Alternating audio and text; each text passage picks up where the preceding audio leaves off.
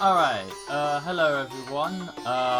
This is going to be a short review on Peter Rabbit 2.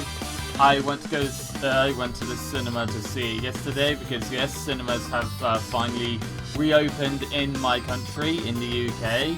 So yeah, I went to the cinema to go and see it, and what did I think? Well, before I tell you what I think of Peter Rabbit 2, let me tell you what I think of the first movie first from 2018. The first Peter Rabbit movie I thought was a decent film, especially, like, you know, a good film for kids. I mean, like, yeah, yes, obviously they did have that offensive joke in there, but Sony did apologise for said joke, you know.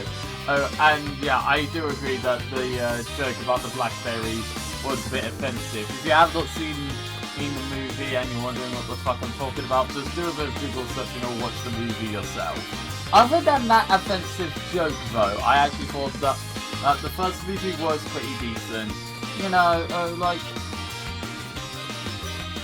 was it the best movie ever? No. Did it need it to exist? God no. But it was still decent, you know. And I did have a good time watching it.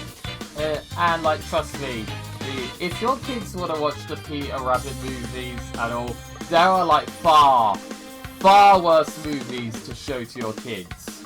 Trust me, there are far worse movies out there than the Peter Rabbit movies. Now that I've got my thoughts on the first film out of the way, now it's time to give my opinion on this film. It's fine. It's fine. Peter Rabbit 2 is not awful. It's not. I'll say it's okay. It's not like I'll say it's like okay and decent like the first film. Not a masterpiece or anything. I would not call the Peter Rabbit movies masterpieces, but like, you know, just like good fun for kids, I guess. Like, you know, I might as well just say what the story is for like Peter Rabbit 2. Story is that, like, you know, like, you know, like, spoilers for the first film, actually. So if you have not seen the first film, just right here. So yeah, like, you know, at the end of the first film, like, you know, the village, like, Mr. McGregor decides to live with Peter, and, like, you know, and gets married to, like, this chick named B, pretty much. And now, like, you know, B has, like, got a book business with the rabbits, and this company wants to publish it, and they, instead of having Peter as mischievous like he actually is, they want to present him as the bad seed. They do. And Peter doesn't like that, so he decides to wander off until he meets another rabbit named Barnabas, who apparently still happens to be best friends with his dad, who used to be best friends with his dad before he got turned into a pie and died. Oh yeah, a bit dark for a kid's story, I know. So Peter needs to figure out, does he belong with Barnabas and his crew, or does he actually belong with his true family in the country garden? We're here to help you on that big job you were talking about. Oh, no. It's much too dangerous. Okay, well, thanks for your time. Is there a taxi stand nearby? No, trust me. We used to steal from McGregor's garden all the time. Are these yours? Down by the bay. That's pretty much the plot of Peter Rabbit 2, and like I said, the movie is fine, and if you have kids that really want to watch this movie, I don't really see the harm in showing them this. They will actually probably have a good time with this movie. I really don't see the harm of you showing this to your kids. You know, like, it's like, that's the thing. Like, you know, keep in mind, like, you know, keep in mind though, there might be a joke. Keep in mind though, like, there might be, because I know how sensitive parents can be, and I'm not one of those like sensitive parents type, like, people, hell, I'm not even a parent. But, like, you know, I know how sensitive parents can get sometimes, so be warned. Like, if you're one of those sensitive parents, yes, there is, like, a scene where, Peter Rabbit hits someone in the face with a fridge door, Tom and Jerry style. Oh, just thought I might say that. You know, and also another thing that I should warn you guys about, there is this running gag about, like, you know, about, hey, you know, get it? We are an American company adapting a British book into a movie. LOL. Like, yeah, there is a joke about that all the time, and if that gets on your nerves, you're really gonna hate this movie.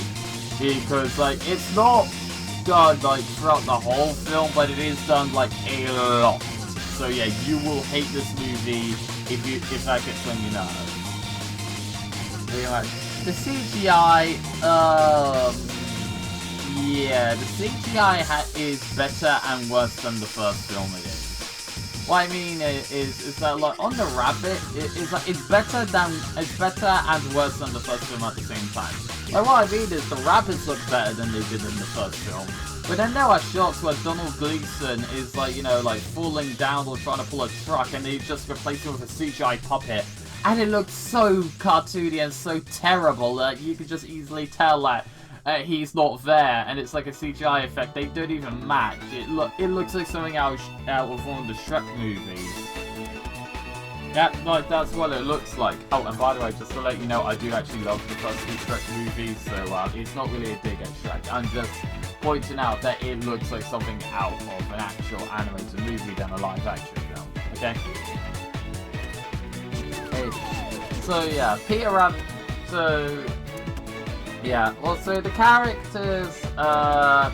Yeah, like, this is definitely like one of those things that you'll definitely have to stomach. Like, if you can't handle, like, you know, like, your main character being a mischievous, cheeky bastard like Peter Rabbit, then yeah, you'll definitely hate both of these movies. You'll definitely hate these movies a lot.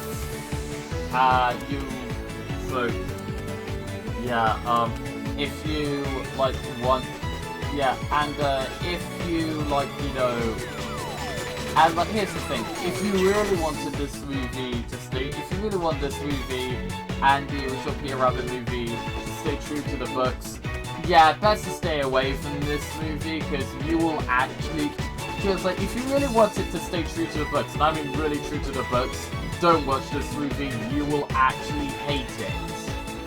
You will actually hate it because, like, you know, it doesn't really stay that true to the books at all. In fact, like, at times it feels like it tries to make fun of the books, or not really trying to make fun of the books, it feels like they're trying to make fun of themselves, but it ends up making more fun of the books instead.